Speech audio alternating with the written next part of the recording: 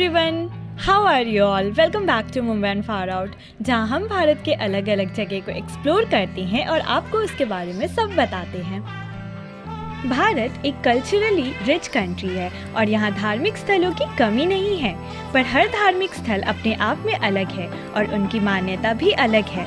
आज हम आपको भारत के ऐसी जगह ले जा रहे हैं जो कि बेहद पवित्र और सुंदर है। क्या आप गैस कर पाए?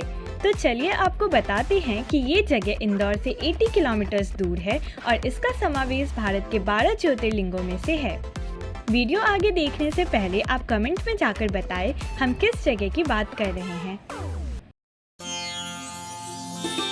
तो चलिए आपको बताते हैं, हम आज भारत के 4th ज्योतिर्लिंग यानी कि ओमकारेश्वर की यात्रा पर निकल चुके हैं।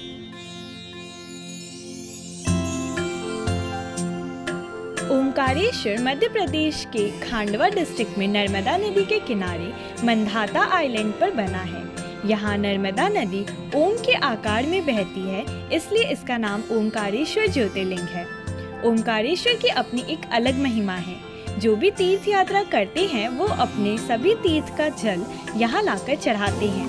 कहते हैं ऐसा करने पर ही उनकी सारी तीर्थ यात्रा पूर्ण मानी जाती है।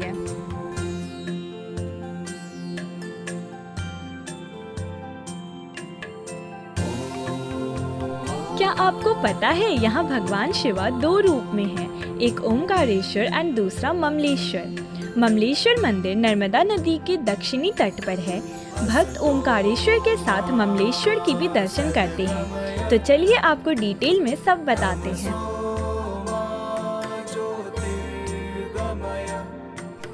मैंने मुंबई से इंदौर की ट्रेन ली और फिर इंदौर से लोकल बस में बैठकर खांडवा पहुँचे। आप चाहे तो उज्जैन पहुंचकर फिर ओमकारेश्वर आ सकते हैं। रतलाम खांडवा रेलवे स्टेशन सबसे नज़दीकी स्टेशन है, जो कि 12 किलोमीटर दूर है, पर वहां हर जगह से ट्रेन नहीं आती है। इसलिए मैंने इंदौर तक ट्रेन करके वहां से लोकल ट्रांसपोर्ट प्रेफर किया। खांडवा पहुंचकर मैंने पहले ही पास में धर्मशाला बुक करवा दी थी, तो वहां अपना सामान रख मैं फ्रेश हुई। There were many devotees staying over there. छोटे बच्चों से लेकर बूढ़े तक सब ओमकारेश्वर दर्शन करने आते हैं। इससे ओमकारेश्वर की महिमा का अंदाजा तो लगा सकते हो आप।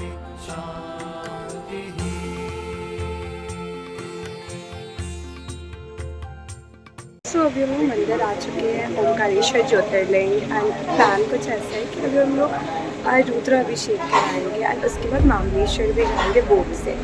तो चलो चलते हैं अंदर एंड देखते पूरा पूजा।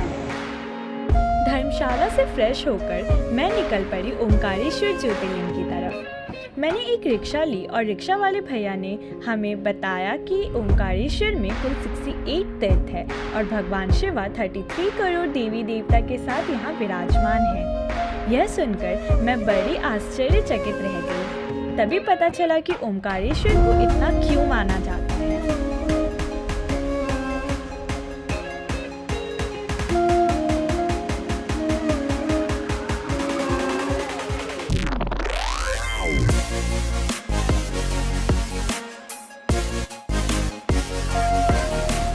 रिक्शा वाले भैया ने मुझे टूरिस्ट ट्रैप से भी सावधान किया।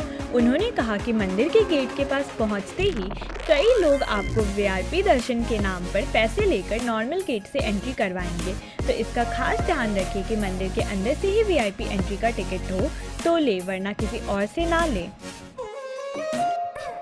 मंदिर पहुंचने के 2 रास्ते हैं। पहला है नर्मदा नदी पर बने कई घाट से। वहाँ घाट में उतरकर डुबकी लगाकर आप मंदिर सीधे चढ़कर जा सकते हैं, या फिर आप दूसरे रास्ते यानी कि पुल से होकर मंदिर पहुँच सकते हैं। पुल से नर्मदा नदी का बहुत ही मेस्मराइजिंग व्यू दिखता है। फिर मैं मंदिर के गेट पर पहुंची और वहाँ काफ़ी भीड़ थी। महादेव के दर्शन करने के लिए आए लोग इतनी धूप और गर्मी सहन कर लाइन में खड़े रहने को तैयार होते हैं।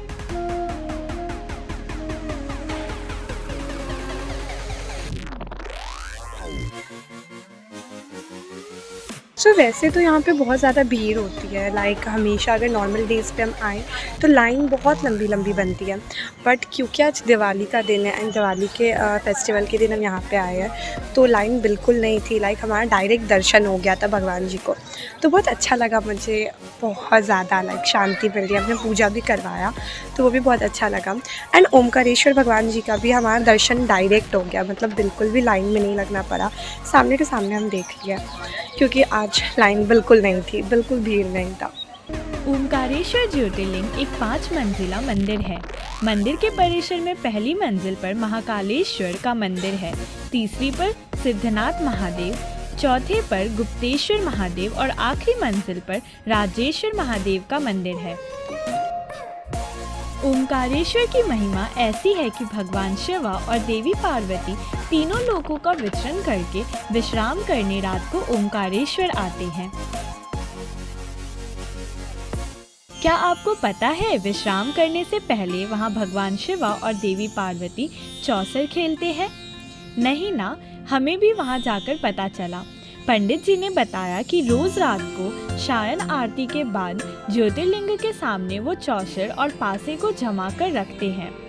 ऐसा कहते हैं कि रात में गर्भगृह में कोई प्रवेश नहीं कर सकता और जब सुबह गर्भगृह खुलता है तो पासे उल्टे पड़े मिलते हैं। यह सचमुच शॉकिंग बात है। मंदिर में बेहद खूबसूरत नगर स्टाइल का आर्किटेक्चर है और बाकी का मंदिर कई बार रेनोवेट हुआ है तो मॉडर्न टच आपको दिखाई देगा। ओमकारेश्वर ज्योतिर्लिंग का मार्ग नीचे की ओर है, जहां से आप सीढ़ियों के सहारे पहुंचते हैं। पाइप के माध्यम से कंटिन्यूअसली भगवान शिवा को जल चढ़ता रहता है। ओमकारेश्वर मंदिर की परिक्रमा का भी उतना ही महत्व है। हमारे साथ चल रहे एक अंकल ने हमें बताया कि वह कई सालों से यहाँ ज्योतिर्लिंग के दर्शन करने आते हैं। उन्होंने कहा कि लोगों को लगता है केवल मंदिर की परिक्रमा लगानी है, बट ऐसा नहीं है। परिक्रमा पूरे ओमकार पर्वत की लगानी होती है, जो कि 7 किलोमीटर लंबा है और 7 किलोमीटर की परिक्रमा में 3.5 किलोमीटर पर रणमुक्तेश्वर मंदिर आता है। कई लोग यहीं तक परिक्रमा करते हैं। परिक्रमा का रास्ता लंबा है और उसे करने में लगभग 30 मिनट का समय लगता है, इसलिए अपने साथ जूस या पानी लेकर चलें। गर्मी से आप बीच बीच में रुककर जा सकते हैं और वहां लगे प्याऊ या फिर स्टॉल से पानी, जूस, नाश्ता कर सकते हैं। मैं उन अंकल और अन्य कई लोगों के साथ परिक्रमा पर निकल पड़ी। परिक्रमा करते करते मैंने देखा वहाँ कई आश्रम और मंदिर आते हैं, जैसे कि राम मंदिर, पाताली हनुमान मंदिर, गायत्री मंदिर और भी बहुत सारे। तो अभी हम लोग जाएंगे मामलेश्वर मंदिर एंड हमारा पूजा ओमकारेश्वर में हो चुका है, सो अब डायरेक्टली मामलेश्वर जाना है और हम लोग पहुँच चुके हैं, बोट राइड करके इस साइड आ चुके हैं। सो यस, अभी चलते हैं। मंदिर में दर्शन करने का समय नियमित है। दर्शन दिन में 3 बार बंद होते हैं, सुबह 7 से 8 आरती के समय, दिन में 12:20 से 1:20 तक भोज के समय और शाम में 4 से 5 बजे श्रृंगार के वक्त मंदिर दर्शन के लिए बंद होते हैं। अगर आपकी ट्रेन शाम के समय या उसी दिन वापस हो तो दर्शन का समय आप ज़रूर ध्यान में रखिएगा। इसके अलावा ममलेश्वर, जो कि ओमकारेश्वर से वॉकिंग डिस्टेंस पर ही है, उसके दर्शन भी आप अवश्य से करिएगा। भक्तों के बीच हमेशा से कंफ्यूजन रहा है कि ममलेश्वर भी एक ज्योतिर्लिंग है या नहीं।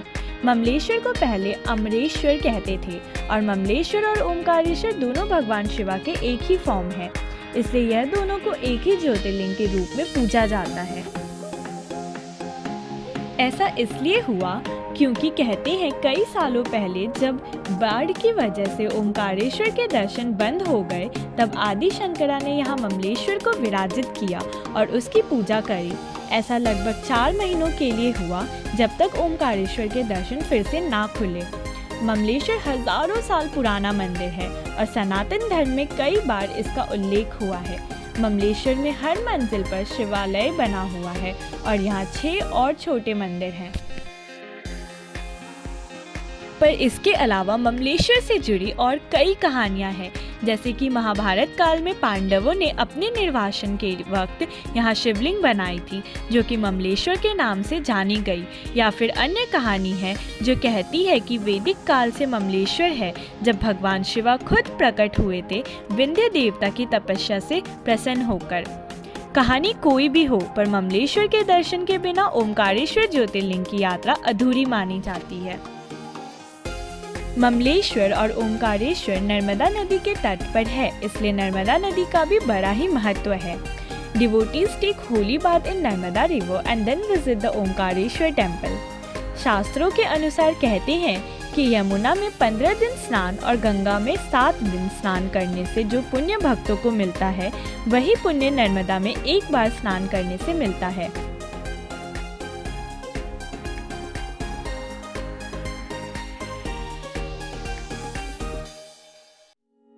ओमकारेश्वर आने वाले संगम देखने जरूर आते हैं। यहाँ नर्मदा और कुबेर यानी कि कावेरी नदी का संगम होता है।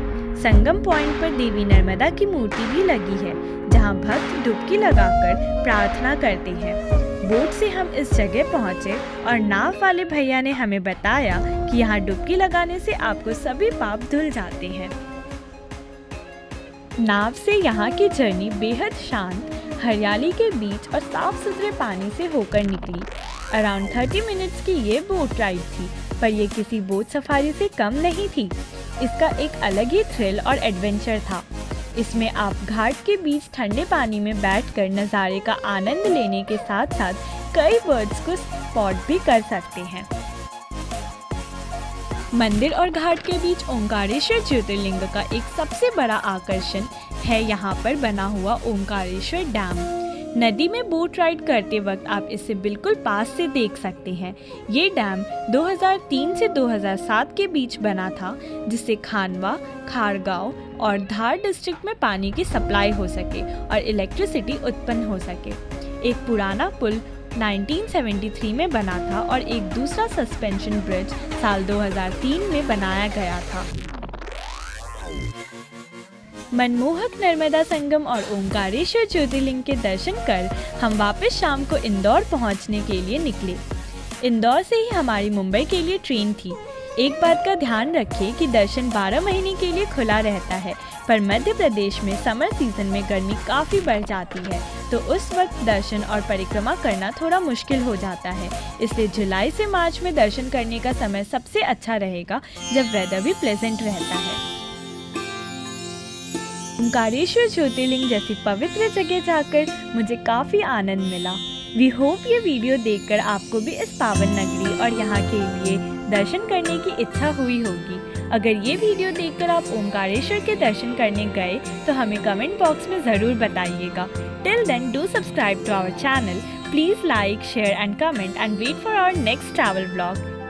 This was it for Omkareshwar vlog. I hope आपको व्लॉग देखने में बहुत ज़्यादा मज़ा आया होगा। ऑलमोस्ट मैंने सारी चीज़ें कवर कर ली है व्लॉग में, लाइक कैसे घूमना है, कितने बजे हैं, सब कुछ। Meet you in my next video. Till then bye.